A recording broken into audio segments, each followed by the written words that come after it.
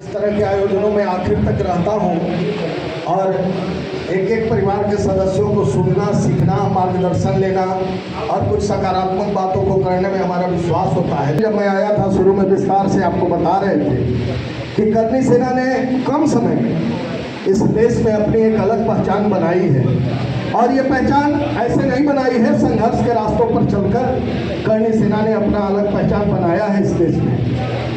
साथियों, क्षत्रिय महासभा हमारे समाज का एक बड़ा संगठन काफ़ी समय पूर्व से, हम समझते हैं आज़ादी के पहले से भी ये चलता रहा है, लेकिन विभिन्न तरह के कारणों, तब के राजा महाराजाओं के नेतृत्व में ये सब कुछ होते रहा।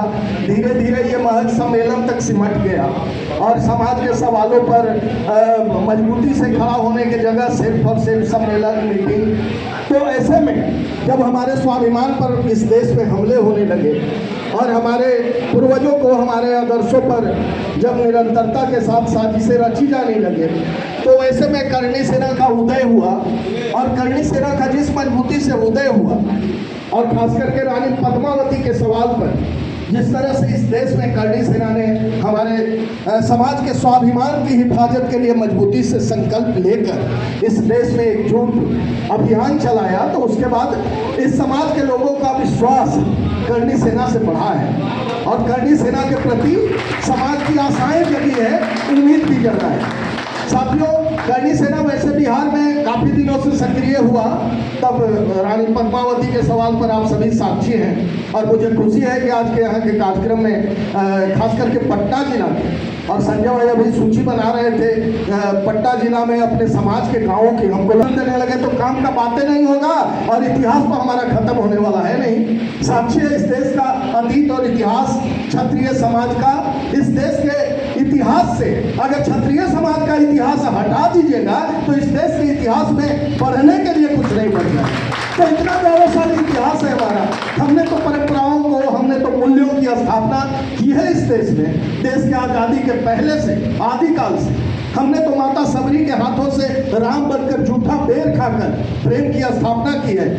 हमने तो आदि मानव हनुमान को गले लगाकर आस्था और भक्ति को सम्मान दिया है। हमने तो सपने में भी अगर कुछ दान दे दिया तो उसके लिए भी सटका टूटने पर हमने क्षत्रित्व का परिचय दिया है। हमने घास की रोटी खाकर महाराणा प्रताप के रूप में इस देश के स्वाभिमान की लड़ाई को जिंदा रखा है और देश की आज़ादी के लिए जब जरूरत पड़ी तो 80 वर्षों की उम्र में हमने ही तलवार उठाकर कुंवर सिंह के रूप में आज़ादी का संघर्ष किया। तो हमने तो किया है। और आज़ाद भारत में भी, देश की आज़ादी के बाद भी अपने ही समाज की गालियां सुनकर अगर इस देश के गरीबों, पिछड़ों, वंचितों, दलितों को जरूरत पड़ी तो वीपी सिंह बनकर हमने ही आरक्षण देने का काम किया। ये भी हमारे ही समाज के लोगों ने किया।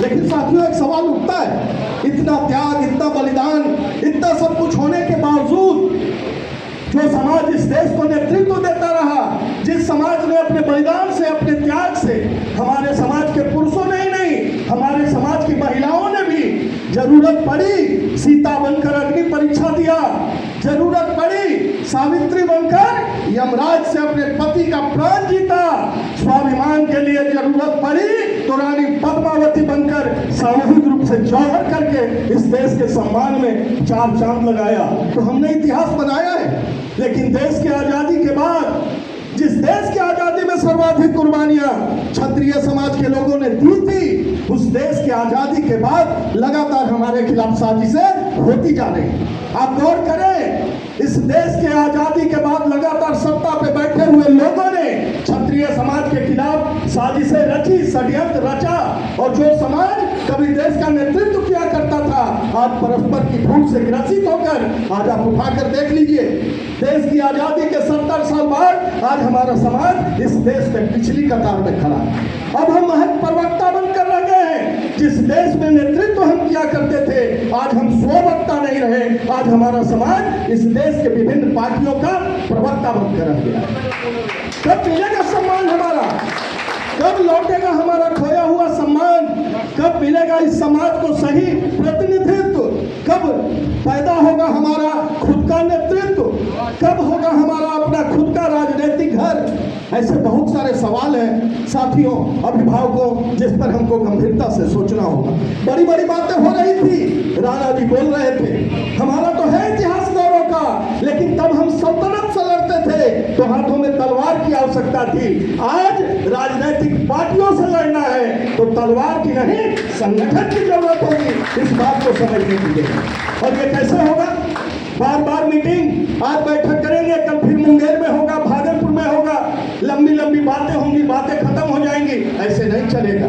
आज संजय भाई 30 गांव की सूची बनाए हैं, मैं तो लास्ट तक रहता और सारी बातें होती, लेकिन मैं आपसे आग्रह करूंगा रिंकू जी, जाने के पहले कम से कम इस 30 गांव में एक एक लोगों को कोऑर्डिनेटर बना दीजिए और संगठन का विस्तार हो।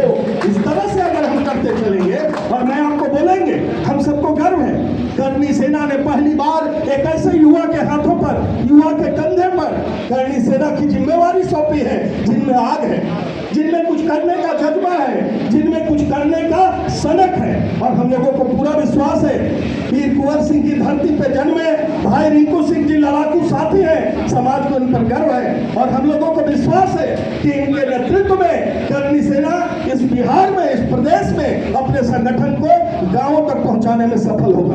भाई रिंकू जी, आपसे बस एक आग्रह करना चाहेंगे, अभी जिला को छोड़िए, जिलों के फेरा में नहीं पड़ना, इस प्रदेश के, और इसमें मैं आपकी मदद करूंगा। हमने तो आपको पता है, जानने वाले सब लोग जानते हैं, छात्र जीवन से ही सामाजिक सवालों पर लड़ता रहा हूँ। छात्र जीवन के बाद, कलम के बाद संघर्ष की मशाल मैंने उठाई और तब से निरंतरता से आपके बीच इन सवालों पर लड़ता आ रहा हूँ। मैं आपसे कहना चाहूंगा भाई रिंकू जी, 500 से अधिक बिहार के गांवों को चिन्हित कीजिए, अपने समाज के गांवों को।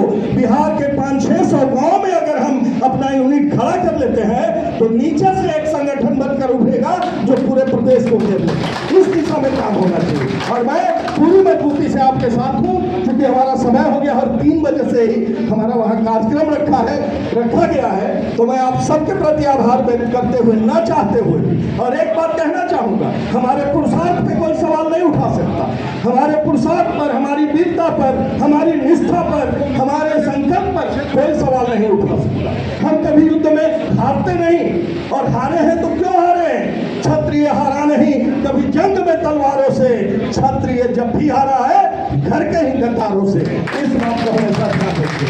हमारे ही बीच के लोग महाराणा प्रताप और कुंवर सिंह की याद और उनके नाम पर सम्मेलन तब तक किए जाते हैं जब तक हमको मंत्री, विधायक और एमएलसी बनना होता है, और जैसे ही हमारे टारगेट पूरा हो जाते हैं, महाराणा प्रताप, कुंवर सिंह जैसे लोगों की उपेक्षाएं शुरू हो जाती है। तो जब तक हम अपने महापुरुषों का उपयोग, उनके नाम का उपयोग अपने निजी फायदा के लिए करते रहेंगे, समाज का भला नहीं हो सकता।